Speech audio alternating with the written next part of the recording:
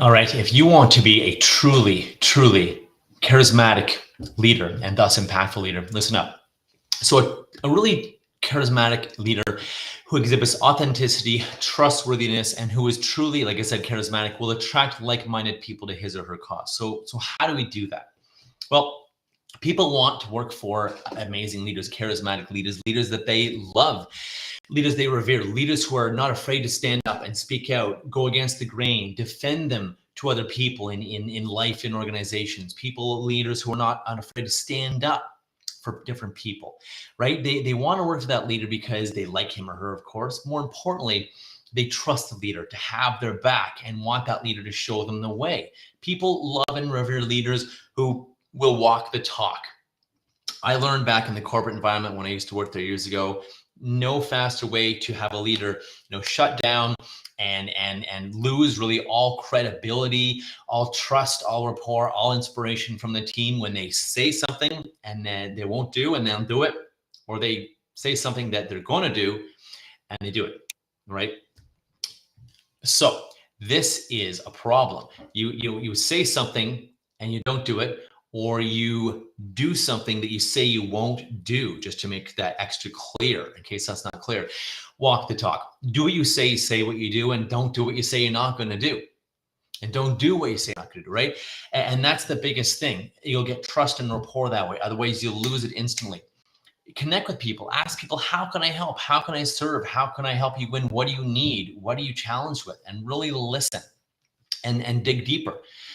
There's a couple tools I'd love you to use. One's called 7 Levels Deeper. It's just asking, why or what's important about that 7 times. There's the 5 whys, but asking why, or how come.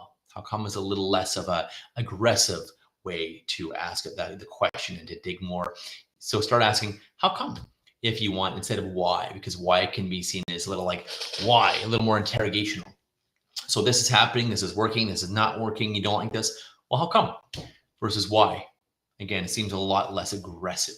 And so why can get the shields down and how come can get you even further dropping the shields and getting even deeper. So 7 levels deeper, ask why that's important to you.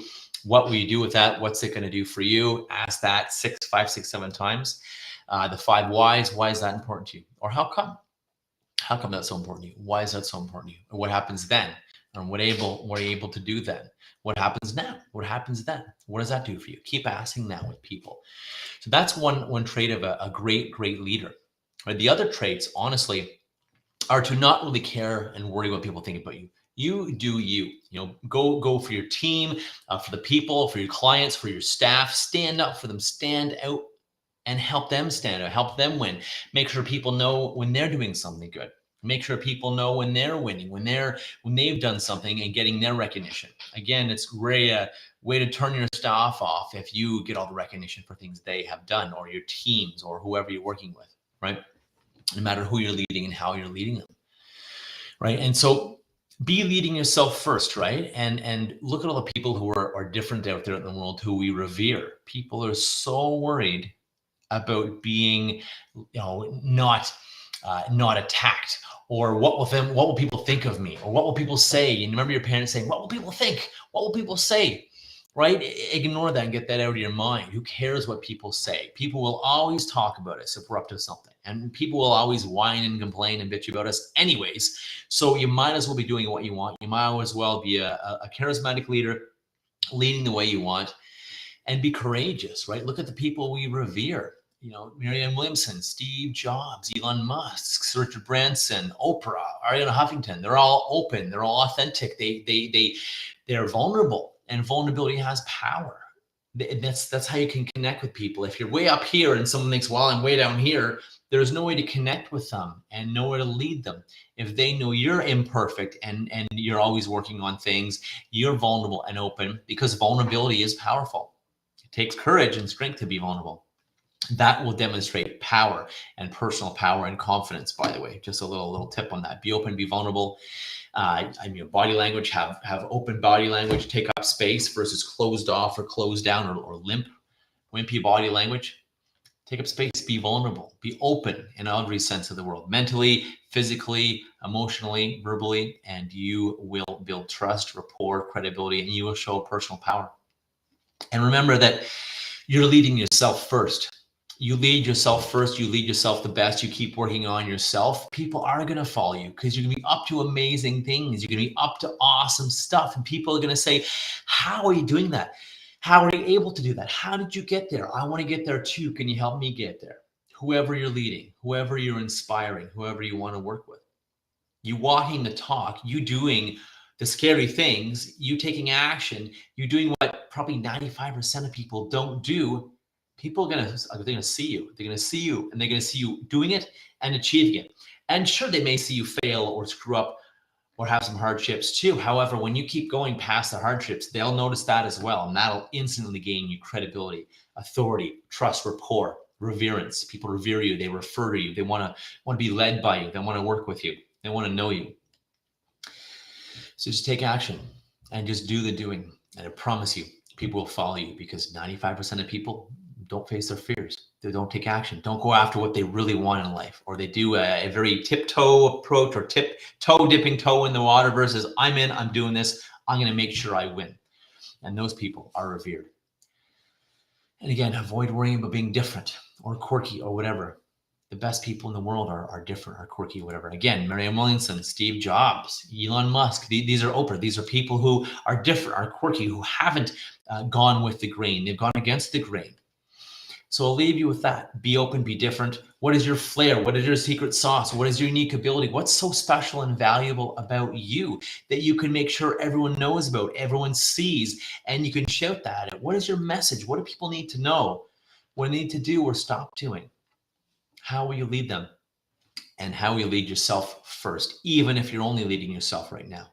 Lead yourself first, and I promise you, people will start to follow you. They'll start to work with you. They'll want to hang out with you, want to know more about it. They'll offer to take you for coffee. The first time someone said, hey, can I take you to coffee and take you to lunch or take you to dinner and pick your brain and ask you questions, see how you got where you are, how you made it? It's a pretty darn cool feeling. That's for sure. Very, very amazing feeling. And it still gives me chills because it's like, wow, I must be doing something right because more and more people are wanting my advice, my leadership, my feedback, coming to work with me.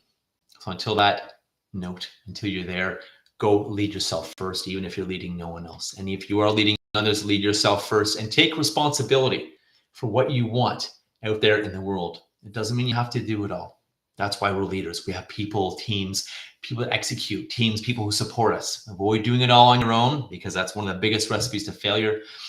And avoid avoiding the feelings, avoiding negativity.